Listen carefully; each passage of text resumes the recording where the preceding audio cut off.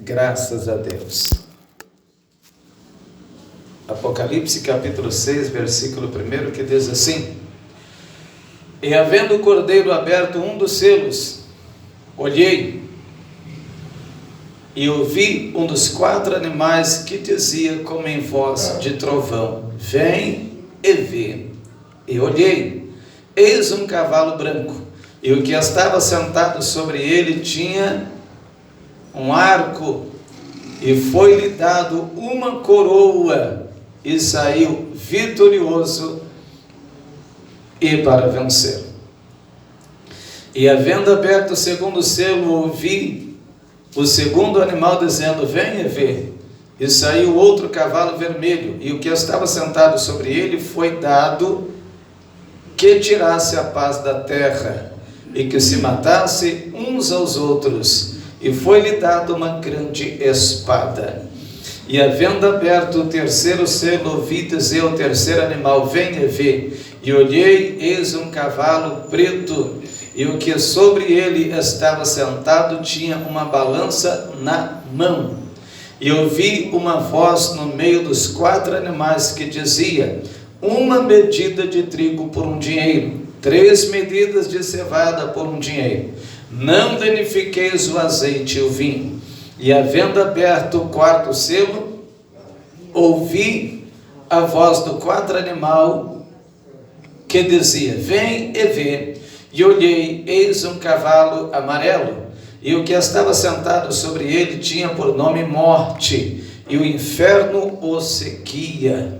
E foi-lhe dado poder para matar a 4ª parte da terra com espada, com fome, com peste e com feras da terra. Pode se assentar, por favor.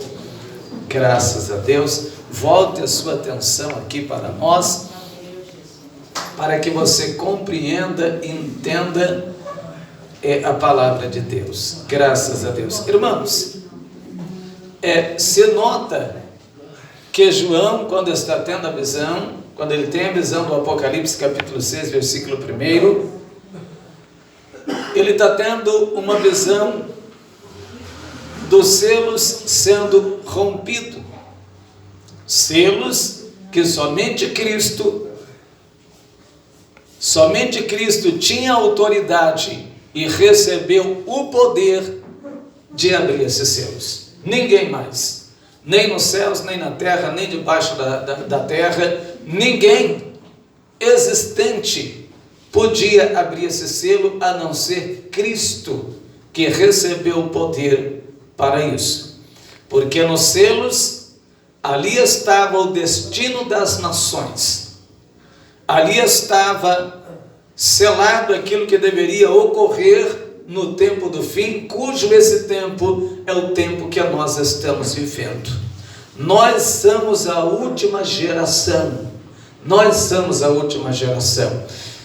Aqueles que têm filhos pequenos de 2, 3 anos de idade, infelizmente, vocês não verão as suas crianças crescer e se tornar adulta, porque somos a última geração e todos os sinais para o arrebatamento da igreja estão cumpridos. E Cristo está vindo e a qualquer momento Ele vai tirar a igreja da terra, e a terra vai entrar no período chamado o período da grande tribulação, citado por Cristo no livro de Mateus, dito por Ele que haveria um tempo de tribulação na terra, ao qual o mundo nunca conheceu, e jamais ia haver outro tempo semelhante a esse. Seria um tempo muito grandioso, seria um tempo de muita aflição, seria um tempo em que a terra ia sofrer a ira terrível de Deus.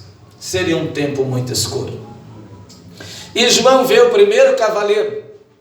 Ele disse: eu vi o primeiro cavaleiro quando rompe-se o primeiro selo.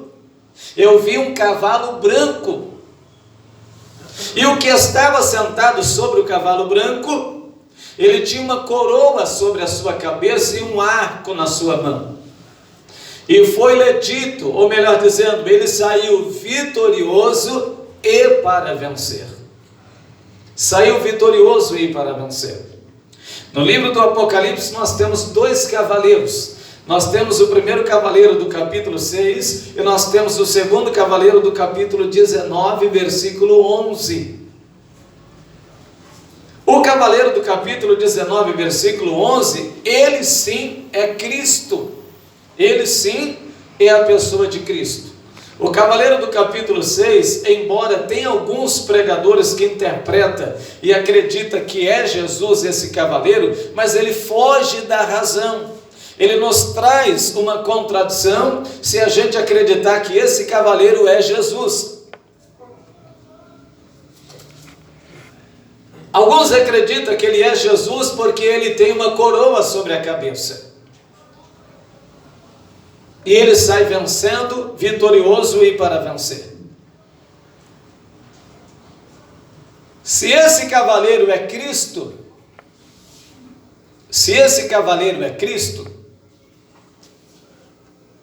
não poderia suceder a sequência de cavaleiros que vêm após ele. Porque após ele vem quem? O cavaleiro vermelho. O cavaleiro vermelho, visto na visão por João, o que é que ele vai trazer na terra? Ele vai trazer uma guerra e um derramamento de sangue que a terra jamais viu. Que a guerra que ainda acontece entre a Rússia e a Ucrânia não é nem o começo. Que não existe guerra nessa terra, não existe guerra nessa terra que será semelhante à guerra em que esse cavaleiro vermelho ele traz. O derramamento de sangue que o cavaleiro vermelho vai trazer, conforme está escrito aqui no livro do Apocalipse. Quando Jesus ele vier, que ele travar a guerra do Armagedon, que ele entrar em guerra contra o anticristo e todas as nações que se levantar contra Jerusalém, a Bíblia diz que ele vai vencer a guerra do Armagedon. Quando ele vencer a guerra do Armagedon, o que é que acontece? Cristo implanta um reinado de 1000 anos aqui nessa terra. Ele passa a reinar aqui durante 1000 anos, em pessoa. Junto com a igreja que foi arrebatada, e junto com todos os que foram martirizados no período da grande tribulação, sendo decapitados e assassinados pelo anticristo, pois rejeitaram os 666 na mão e na testa, e não quiseram adorar a sua imagem. Então eles serão mortos e decapitados, porém serão ressuscitados no milênio, melhor dizendo, e reinará com Cristo durante 1000 anos. Reinará com Cristo. Alguém pode pensar, pastor Júlio, tem salvação depois do arrebatamento da igreja? Sim. A Bíblia está dizendo que sim, eu não estou inventando. Apocalipse capítulo 20, versículo 4, lá diz assim: e vi tronos e assentaram-se sobre eles. E vi a alma daqueles que foram degolados pelo testemunho de Cristo, que não adoraram a besta nem a sua imagem, e viverão e reinarão com Cristo durante 1000 anos. Vai ter ou não vai ter? Ou eu estou inventando? É a Bíblia que está dizendo isso, né? Os mártires do período da grande tribulação. Então, irmãos, aquilo que vai acontecer aqui após o arrebatamento é muito grande. O segundo cavaleiro, ele traz um período de derramamento de sangue, ele traz uma espada, trazendo uma mortandade muito grande na terra. Quando Cristo venceu o Armagedon, que implantar o reinado milenar, não vai ter mais guerra, vai ser 1000 anos de paz, 1000 anos de tranquilidade, até os animais se tornarão inofensivos. Uma criança pequena vai guiar o leão pelo caminho, para você ter noção do que eu estou dizendo. Nós vamos entrar na era da inocência. Uma criança, ela vai colocar a mão lá no buraco da cobra, e a cobra não vai morder ela. Todos os animais se tornarão inofensivos. E eles não serão mais um perigo para o ser humano. Não serão mais um perigo. A Bíblia diz que uma criança, não há criança que morra com menos de 100 anos. Porque uma criança terá 100 anos de idade no milênio. Então se calcula que o homem poderá viver no milênio até 1000 anos de idade. Noé morreu com quantos anos? Quem lembra? 950 anos. Imagine se você vivesse tanto assim. Ô irmãos, a gente está chegando a gente está chegando ali aos 80, já está morrendo. 90, sabe, 95. O próprio Salomão disse assim, ó, depois dos 70 é só canseiro e fadiga. Está lá no livro de Salmos. Quando você é jovem, é uma força que eu nunca vi, não é verdade? É uma fortaleza, não dói em lugar nenhum. Quando passa 35, 40, dos 40 para frente, olha, já começa a aparecer um monte de coisa. Já começa a aparecer um monte de coisa. A gente já não tem mais aquele vigor de jovem. É por isso que no livro de Provérbios, no capítulo 20, no versículo 29, Provérbios capítulo 20, versículo 29, diz assim: a beleza dos jovens é o que? Quem lembra? A sua força. A força dos jovens é a beleza deles. E a beleza dos velhos são o que? Quem lembra? Os seus cabelos brancos. Aqui, ó. Vocês viram, né? A beleza dos velhos é os seus cabelos brancos. Está lá no livro de Provérbios. A beleza dos velhos é os seus cabelos brancos. Por quê? Quando nós entramos na era do cabelo branco, nós se tornamos uma pessoa de respeito, uma pessoa madura, uma pessoa mais honrada. Por isso que a Bíblia diz que a beleza dos velhos é os seus cabelos brancos. Irmãos, eu tenho 45 anos e vocês notam que eu tenho muito cabelo branco. Vocês acham que eu esquento a cabeça com isso? Que ficasse tudo branco no outro dia. Eu acho muito bonito. Esses irmãos que estão com o cabelo todo branquinho e você olha para o rosto, ainda está com aquele rosto firme. Eu acho bonito, estou falando de mim, né? Então, irmãos, a Bíblia diz que uma criança vai viver, vai ter 100 anos no milênio, calculando-se que o homem poderá ter até 1000 anos no reinado milenar. Noé viveu 950 anos. O homem mais velho da Bíblia foi Matusalém, 969 anos, quase 970 anos de idade. Quase 970 anos de idade. Então no reinado milenar tudo vai mudar. Se tudo vai mudar, se nós teremos um reinado de paz com Cristo reinando sobre a terra, então esse cavaleiro não pode ser ele. Porque se esse cavaleiro é Cristo, e logo após ele vem uma guerra terrível, e depois vem uma fome, depois vem uma mortandade grandiosa, não pode ser Cristo. A cor branca é símbolo de falsa paz. A coroa que esse cavaleiro está trazendo é uma coroa do que? De reinado, de poder, de domínio. Ele vem com arco e flecha para quê? Para guerrear. Ele sai vitorioso e para vencer. Por quê? Quando o anticristo vier, o que é que ele vai fazer na terra? Ele deve pegar todos os países quebrados. Ele vai arrumar a situação. Ele vai pagar todas as dívidas que os países devem. Ele vai fazer uma aliança de paz, que nenhum país conseguiu fazer, entre Israel e os povos árabes. Vai fazer uma aliança entre Israel e os árabes por 7 anos.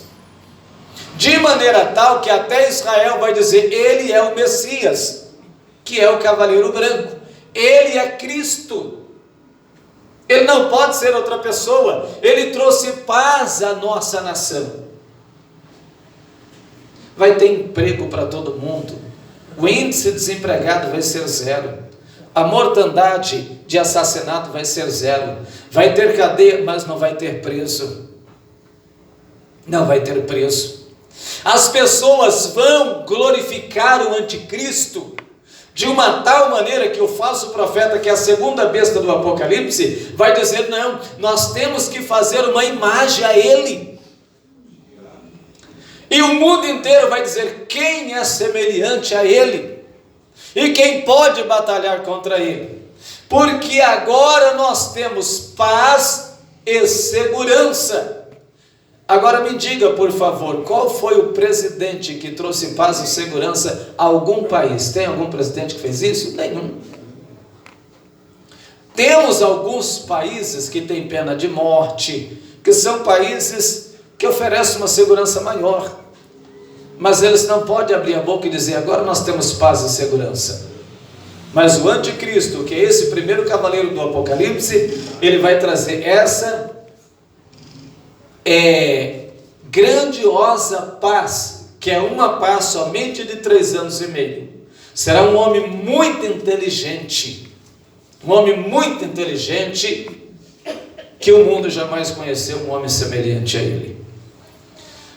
Mas quando abriu o segundo selo, a Bíblia diz que veio um cavaleiro vermelho, ou seja, Deus começa a derramar a sua ira na terra, trazendo um momento terrível na terra. O cavaleiro vermelho, ele vem trazendo um derramamento de sangue muito grande, que a nossa terra, os homens aqui dessa terra, nunca viu um derramamento de sangue semelhante a ele. Um derramamento de sangue muito grande. No livro de Sofonias, no capítulo 1, no versículo 14, se você fazer a leitura lá vai estar escrito assim: e o sangue dos homens se derramará como pó, e a sua carne como esterco, de tanta gente que vai morrer. De tanta gente que vai morrer. Os repórteres, quando vai fazer cobertura de guerra, eles chamam o cenário de uma guerra de um cenário de apocalipse. Porque, irmão, só quem está em uma guerra que sabe. Você vê milhares de gente mortas, espedaçada, casas destruídas, não tem água, não tem luz. É horrível o cenário de uma guerra. É horrível. É horrível. Mas nada disso se compara ao que a Bíblia diz que vai acontecer aqui nessa terra. Nada disso. E quando o cavaleiro vermelho trazer uma guerra ao qual o mundo nunca conheceu, um derramamento de sangue muito grande, entra o cavaleiro preto. O país que tem guerra, o que acontece depois que tem uma guerra no país? A fome. O país quebra. Economicamente falando, o país se arrebenta. Se arrebenta por quê? Não tem mais luz, não tem mais água, é destruído tudo. O país é levado a uma pobreza terrível. É por isso que depois do cavaleiro vermelho vem um cavaleiro preto. E o cavaleiro preto, ele vem com o quê? Ele vem com uma balança na mão. E é dita ao cavaleiro preto: uma medida de cevada por um dinheiro, 3 medidas de cevada por um dinheiro. É dita ao cavaleiro preto. Aqui está dizendo que não vai ter alimento para se comprar.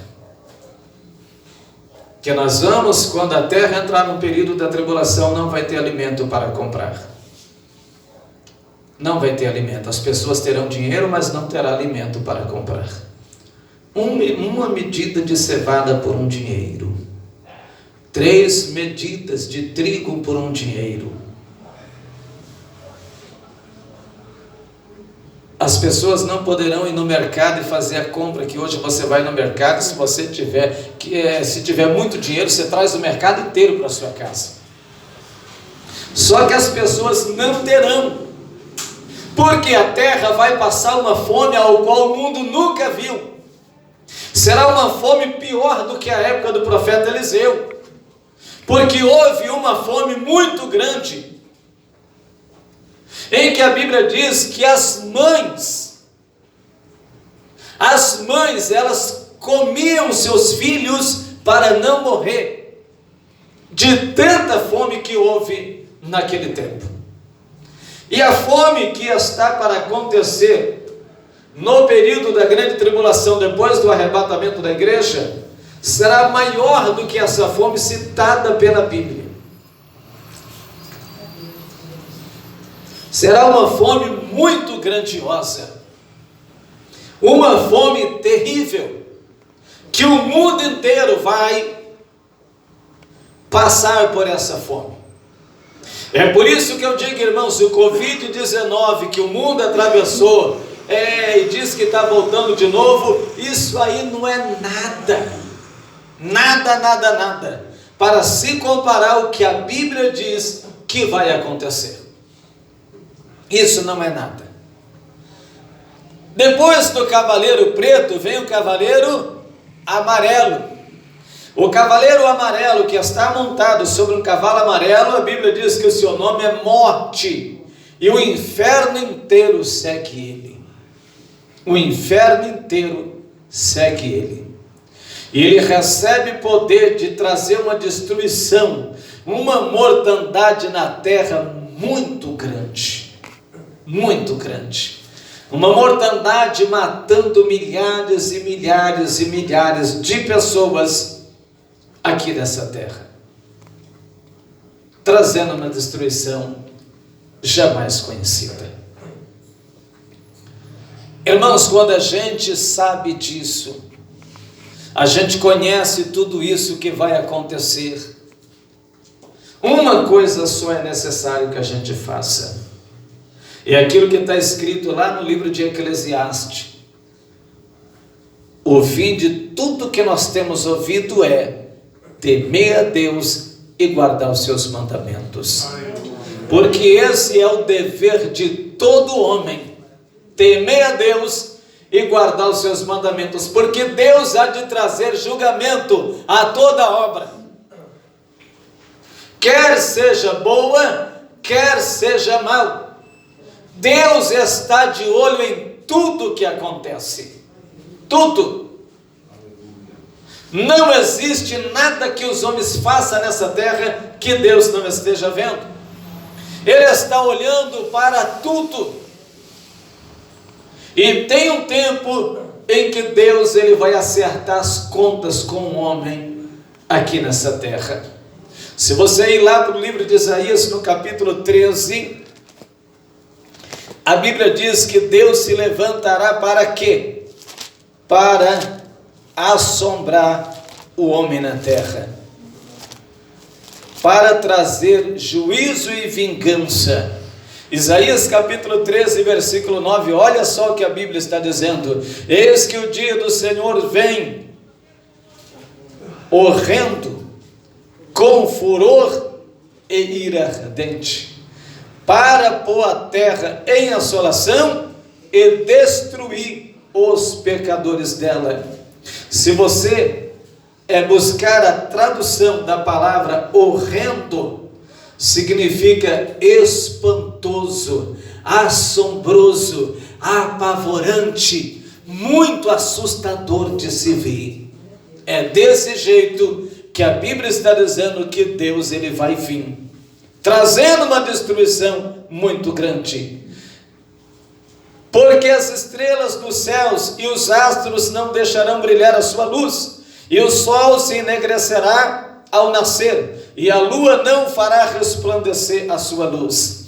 E visitarei sobre o mundo a maldade, e sobre os ímpios a sua iniquidade. E farei cessar a arrogância dos atrevidos, e abaterei a soberba dos tiranos. E farei que um homem seja mais precioso do que o ouro puro, e mais raro do que o ouro fino de Orfim.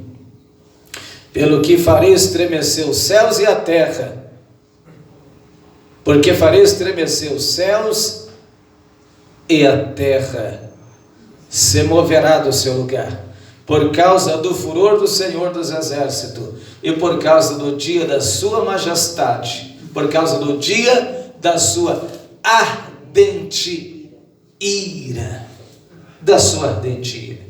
Irmãos, nós estamos atravessando o tempo do fim. Sabe, nós não estamos mais naquele tempo de ficar enchendo o saco de linguiça aqui em cima, de ficar dizendo para você: olha, o caminhão de bênção vai chegar, olha, porque o apartamento novo está chegando. Não, eu sei que Deus te abençoa, Deus tem promessa de abençoar a quem busca Ele. Jesus falou isso. Jesus disse: buscar em primeiro lugar o reino do céu, a sua justiça, e todas as demais coisas vos serão acrescentadas. Ele prometeu. Ele disse: entrega o teu caminho para o Senhor, confia nele e ele tudo fará. No livro de Salmos, capítulo 37, versículo 5. Quando nós entregamos a nossa vida para Cristo e confiamos nele, ele tudo faz na nossa vida. Mas é momento da igreja despertar, é momento da gente se despertar e pedir misericórdia a Deus e pedir ao Senhor que nos ajude, para que a gente não fique no arrebatamento da igreja, para que a gente seja levado junto com Cristo, para que a gente não venha atravessar o período terrível da grande tribulação, para que a gente não venha enfrentar tudo o que vai acontecer no período da grande tribulação, para que a gente não tenha que enfrentar o anticristo e ser decapitado e assassinado por ele a sangue frio. Tem alguém aqui que quer ficar para morrer pelas mãos do anticristo, da besta do Apocalipse? Eu acredito que ninguém. Então nós temos que lutar para isso, irmãos. Nós temos que se esforçar para isso. Tem muita gente que vê a gente ensinando esse tipo de coisa e diz: esse pregador está doido. O mundo, acreditando ou não, vai acontecer. É a mesma coisa do inferno. Tem muita gente que diz: eu não acredito que o inferno existe. Isso não vai deixar de o inferno existir. Ele existe, ele é real, e tem milhares de pessoas lá agora. Não tem essa historinha de morreu, vai ficar dormindo, ou fica em um bom lugar, ou coisa parecida. Isso não existe, isso é mentira.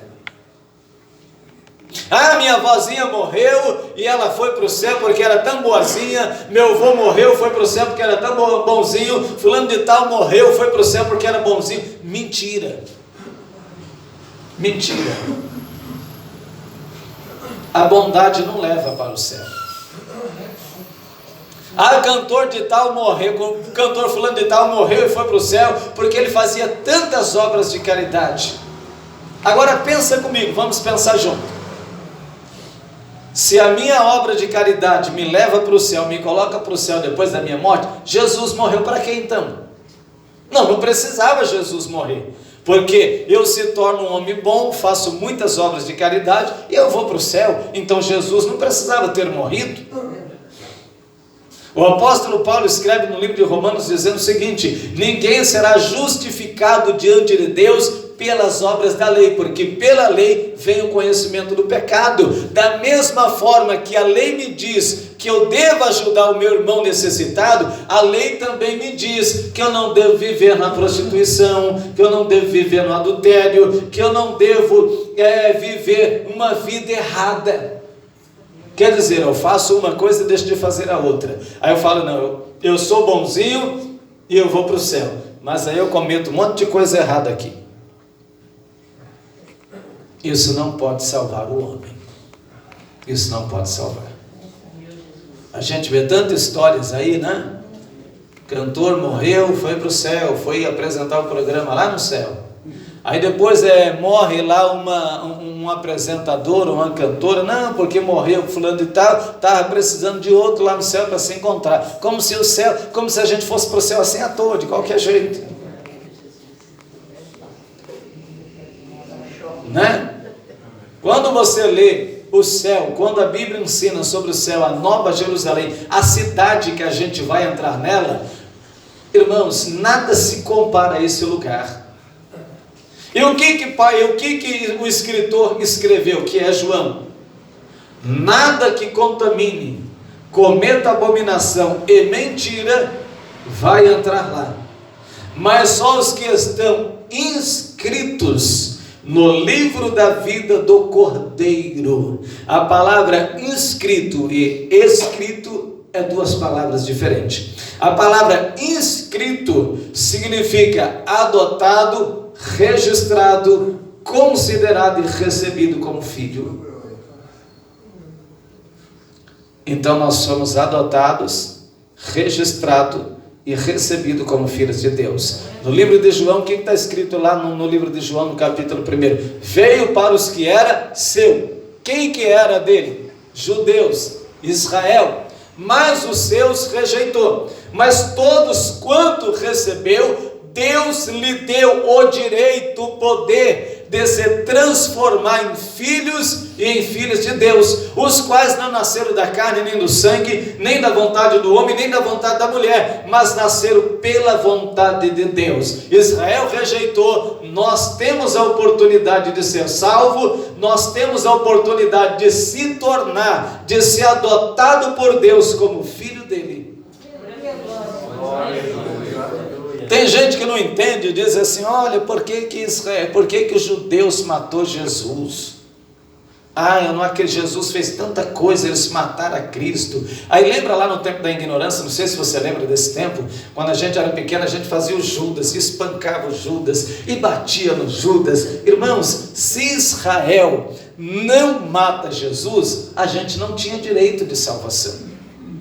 Eles tinham que crucificar a Cristo. Porque Paulo escreveu no livro de Romanos, no capítulo 11, dizendo que foi do agrado de Deus a rejeição de Israel, até que entrasse a plenitude dos gentios, ou seja, até que entrasse você, eu, até que nós que não fosse israelita tivesse a oportunidade também de salvação. Por isso eles rejeitaram, por isso eles crucificaram, por isso eles mataram a Cristo. Porque convinha que ele morresse. E Jesus próprio disse: ninguém tira a minha vida, eu dou a minha vida. Eu tenho o poder de dar, eu tenho o poder de tornar, trazê-la de volta. Deus abençoe a sua vida. Graças a Deus.